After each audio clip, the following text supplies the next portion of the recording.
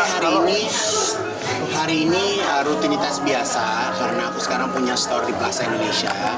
Jadi aku harus membangun event semakin sering semakin baik karena kan koleksi bajunya terus berganti.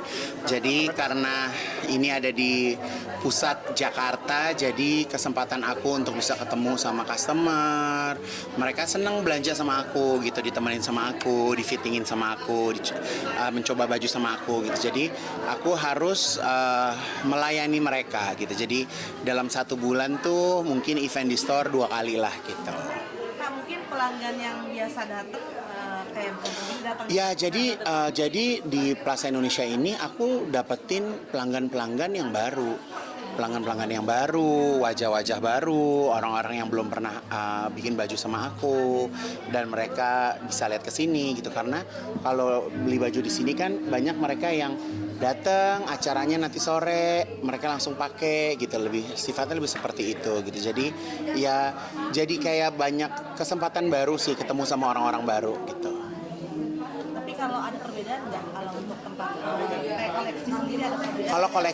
Kalau koleksi pasti ada perbedaannya kan. Kaigun punya brand hijab itu udah ada 20 store, ada brand hijab yang premium. Nah ini nggak bisa Igun jadiin brand hijab juga karena ini adalah brand utama aku gitu. Tapi memang pelanggan aku tuh alhamdulillah wanita-wanita yang sudah mapan. Jadi ya 25 tahun, 30 tahun ke atas lah gitu. Ini juga koleksinya lebih wow dari yang ini ya? Ya, insya Allah lebih wow, lebih mature. Apa tuh mature tuh lebih mapan lah untuk perempuan-perempuan mapan, alhamdulillah gitu. Hari ini aku mau cerita, aku bersyukur banget. Jadi beberapa bulan yang lalu aku tuh punya nasar untuk menjual tas Hermes aku. Tas Hermes kulit buaya yang aku beli mungkin 5 tahun yang lalu. Aku beli waktu ulang tahun aku tuh beberapa tahun yang lalu itu. Terus udah gitu aku tuh sekarang lagi ngebantuin Ustadz Fatih Karim bersama dengan Cinta Quran Foundation. Kita lagi membangun masjid di Yokohama. Nah tadi pagi tuh Igun syuting bareng sama Raffi Ahmad. Alhamdulillah tas aku laku di harga 500 juta rupiah. Alhamdulillah laku, langsung dibayar sama Arafi juga, dan langsung kita setorkan ke Cinta Quran Foundation.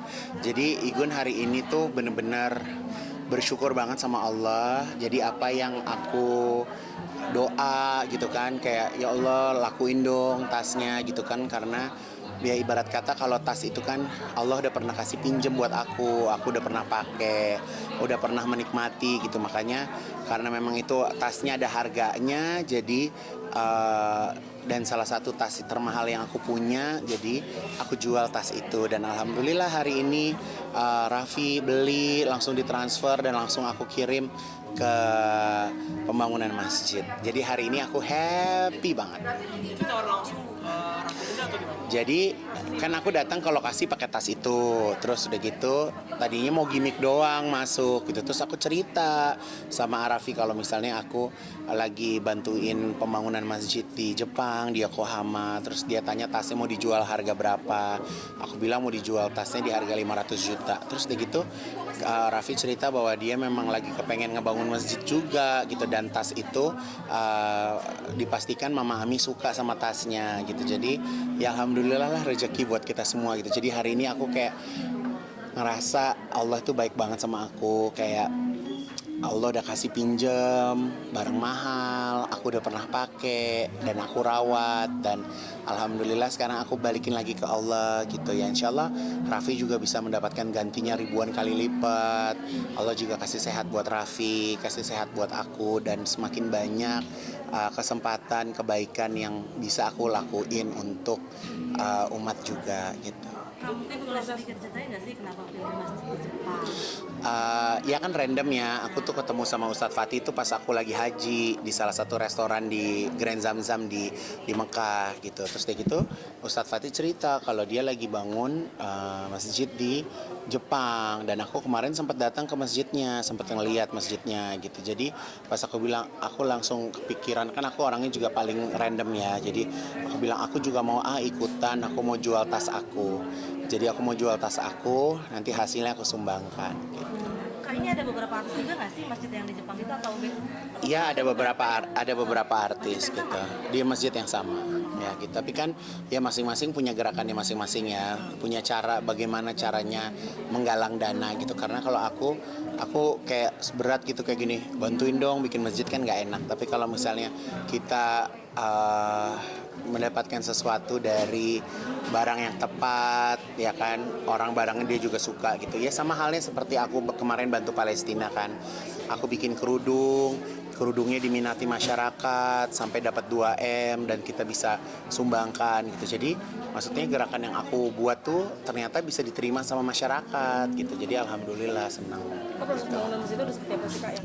Kalau pembangunan masjid di Jepang, insya Allah udah 50%. Jadi Januari kita mau ke sana, mau sholat pertama di bulan Januari tanggal 16. Itu yang ada di Yokohama. Kalau masjid aku yang di Pondok Cabe, sekarang juga udah mau 50% nih.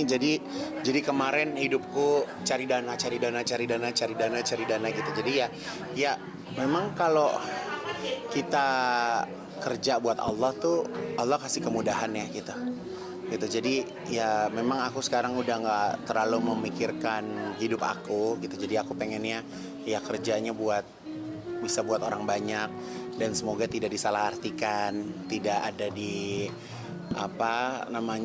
ketemu orang-orang yang ajaib-ajaib lagi gitu.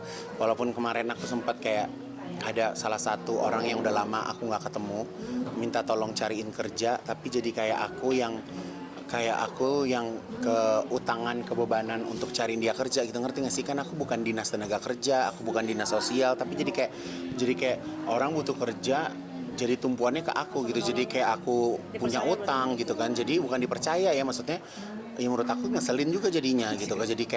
Jadi aku yang kebebanan untuk bisa nyariin dia pekerjaan gitu. Makanya aku tuh berharap juga di Indonesia semakin banyak peluang pekerjaan, orang-orang khususnya anak-anak Gen Z bisa betah sama kerjaannya, nggak dikit-dikit keluar gitu kan. Jadi ya sebenarnya kerjaan apapun itu kan balik lagi ya memang harus enak nggak enak harus dijalanin nggak sih? Kayak kalian juga jadi media, ada enak nggak enaknya juga, nggak semuanya enak terus kan gitu. Tapi kan kita harus tetap ada yang dijalanin gitu. Jadi ya itu sih salah satu harapan aku juga gitu. Jadi orang-orang yang ada di sekitaranku juga dapetin kerjaan yang benar, yang memang bisa cukup buat kehidupan sehari-hari mereka juga gitu. Kak, sempat ada sayang nggak sih pas tas mahal itu mau dijual ke Arafi?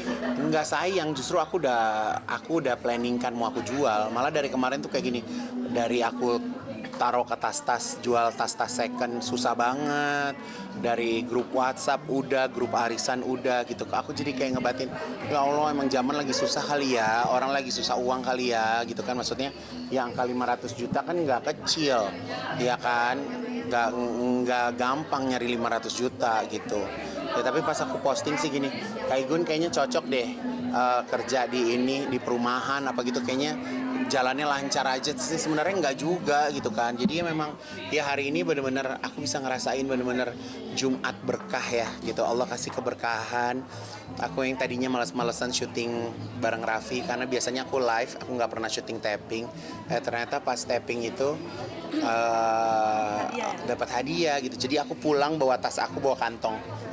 Jadi karena aku nggak bawa tas 2 kan, jadi aku bawa kantong gitu. Alhamdulillah.